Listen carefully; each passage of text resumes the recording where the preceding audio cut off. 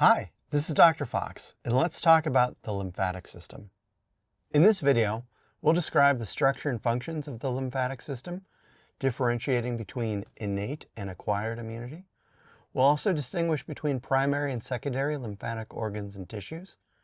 We'll describe the functional pathways of both cellular and antibody-mediated immune responses. We'll discuss the pattern of lymphatic drainage and the process of edema or swelling. The lymphatic system consists of fluid lymph vessels to transport that fluid, lymphatic organs which that fluid encounters, as well as red bone marrow. Oftentimes, the lymphatic system is discussed as its own standalone system. In this particular course, we'll nestle the lymphatic system within the cardiovascular system, owing to the gross overlap between the functions and structures of these two systems. Lymphatic organs have two distinct components: reticular connective tissue, which is collagen, as well as small fibroblasts. This constructs the stroma, or the structure, of these organs, as well as lymphocytes, so your T cells, your B cells, and so on, which are the parenchyma, or the functional portions of these organs. When we look at the lymphatic system, there are a variety of things that it does for us, including, but not limited to, fluid balance. So the lymphatic system picks up excess interstitial fluid and it returns it back into the cardiovascular system at the level of thoracic venous return. The lymphatic system is also important for the absorption and transportation of lipid-soluble vitamins, such as vitamins A, D, E, and K, from the lining of the gut tract up to the liver. And its most notable function is that of facilitating immune responses against pathogens. When we speak of immunity, there are two distinct types. There is innate immunity and acquired immunity. With innate immunity, this is something that is non-specific and requires no previous contact with an antigen to perform.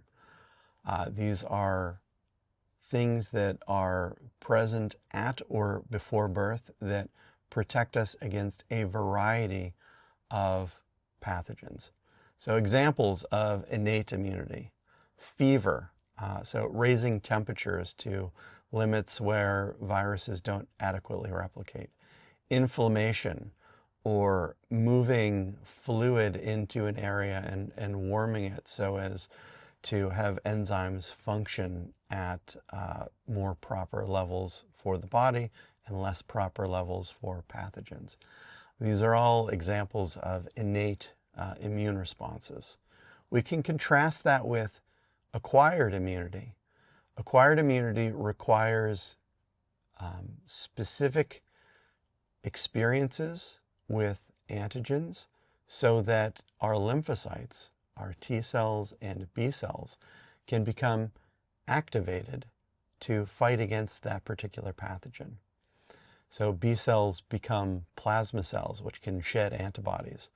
And then T cells and plasma cells can hang out for long periods of time as memory cells that are ever vigilant against those particular pathogens again.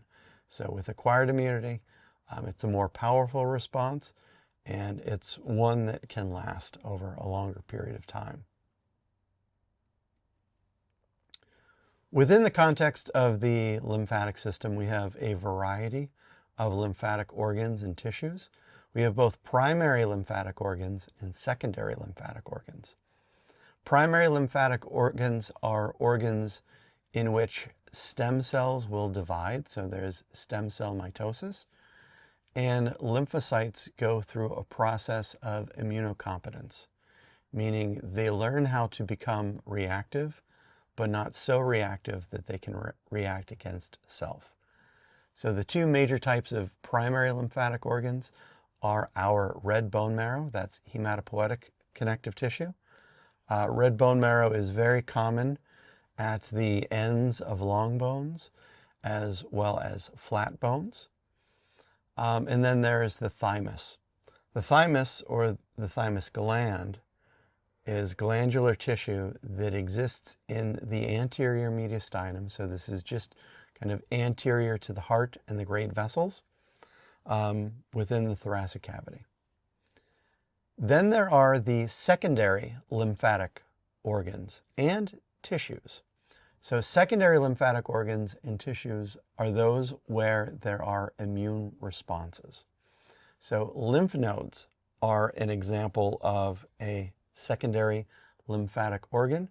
These are capsular structures into which lymph flows through and then out to other regions of the body. And then there are lymphatic nodules. Lymphatic nodules are not organs because they lack a capsule and they have no underlying architecture. They're just masses of lymphatic tissues, but nevertheless, they can facilitate immune responses. The other major secondary lymphatic organ is that of the spleen. The spleen is found in the left upper quadrant against the diaphragm, the stomach, and the left kidney. Now we have the lymphocytes. Lymphocytes are what facilitate acquired immunity. These are part of the parenchyma, or the active component of the lymphatic system. So there are two types of acquired immunity: cellular immunity and humoral immunity. Let's start with cellular immunity. Cellular immunity is the purview of T cells, and the T stands for thymus.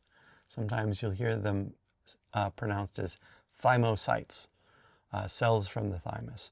They come in a variety of types. So there are cytotoxic T cells, sometimes referred to as CD8 plus cells because of an integral membrane connector on their surface. There are also helper T cells, or CD4 plus cells, and memory T cells that can be derived from those cytotoxic T cells. And then finally, T regulatory cells, sometimes called Tregs or T suppressor cells, that are important for limiting autoimmune responses.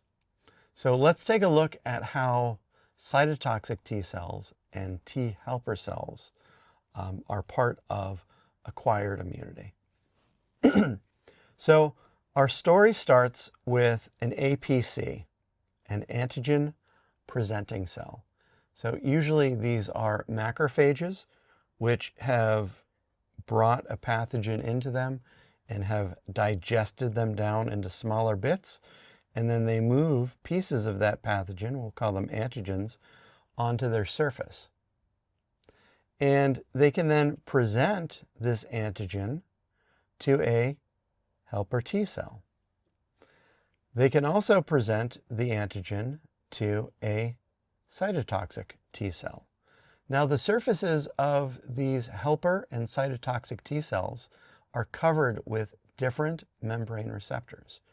And if they happen to be the same shape as that antigen, they can become activated. And so the classic and more powerful mediation involves T helper cells and cytotoxic T cells getting co-stimulated by each other and the antigen presenting cell. And then that cytotoxic T cell can go out and find pathogens that contain that antigen and destroy them.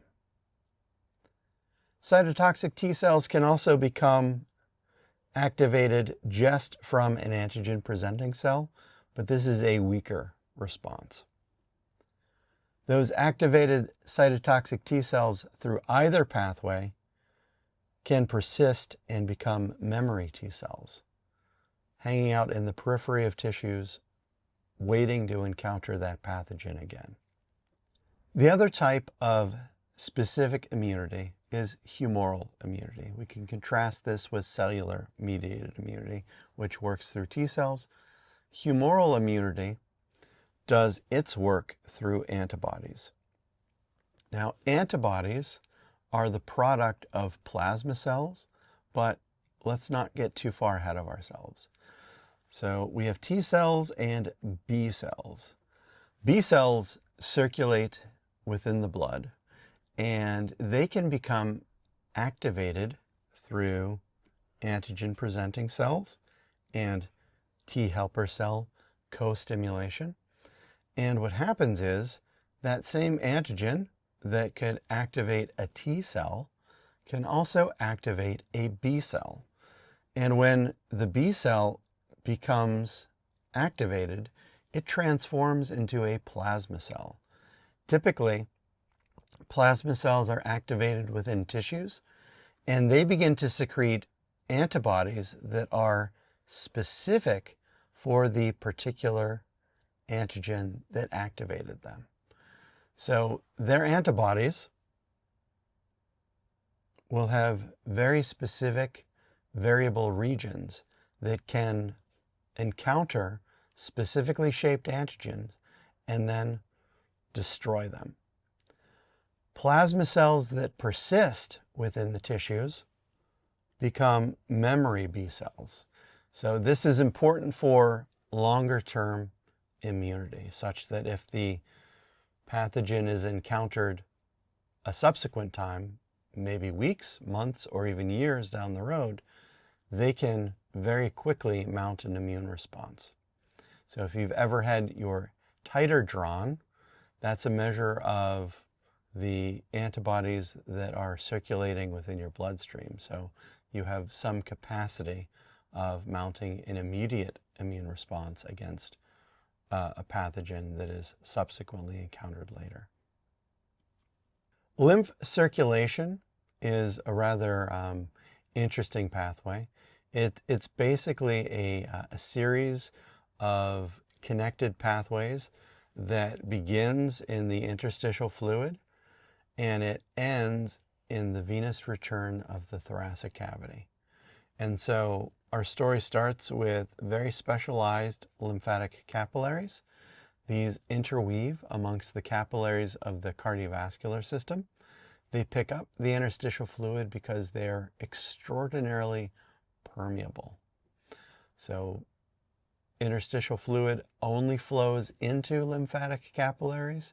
It doesn't flow out of them, so there's no exchange. There's only movement from the interstitial fluid into the lymphatic capillary. They're a very specialized lymphatic capillaries within the lining of the small intestine. And so these are lacteals, and they can absorb lipid-soluble substances from the chyme. So it's specifically chyle that is absorbed. It's a very milky white substance that then can be transported throughout the body, and in particular up to places like the liver for secondary processing. Now, throughout the body, lymphatic capillaries will be picked up by various lymphatic vessels.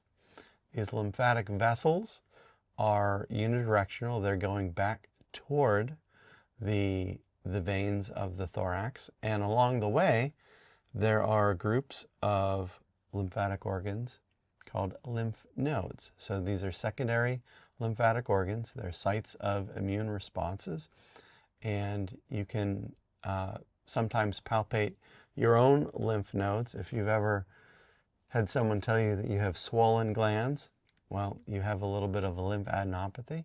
Your lymph nodes are enlarged and you can feel them.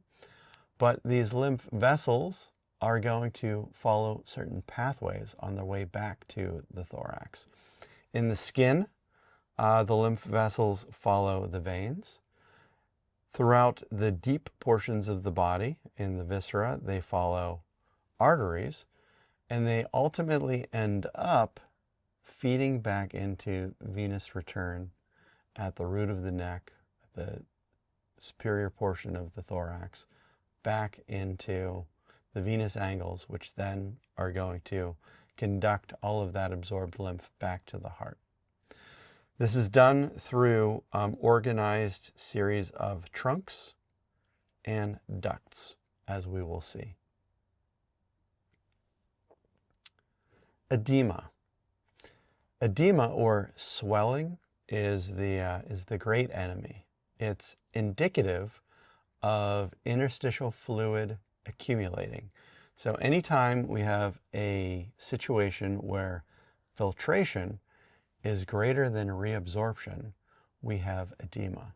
And there are a number of different etiologies that can lead to this. So heart failure, cirrhosis of the liver, kidney failure, various blockages of lymphatic vessels or localized immune responses can lead to edema. And with edema comes this feeling of increased pressure, increased fluid volume in a region. Edema can be caused by some sort of lymphatic disruption, and when that happens, we refer to it as lymphedema. Over here, this image demonstrates something called pitting edema. And with pitting edema, if you apply pressure to an area, it's very slow to rebound. So this can sometimes happen with congestive heart failure, where the blood isn't moving through the body as efficiently, and it's not returned back to the heart as efficiently. And as a result, we can have pitting edema. So we've talked about the gross structure and functions of the lymphatic system, highlighting both innate and acquired immunity. We've discussed differences between both primary and secondary lymphatic organs and tissues. We've also discussed the pathways of both cellular and humoral mediated immune responses. We've discussed the gross pattern of lymphatic drainage and discussed edema. Thank you so much for your time, and I look forward to talking to you in the next video.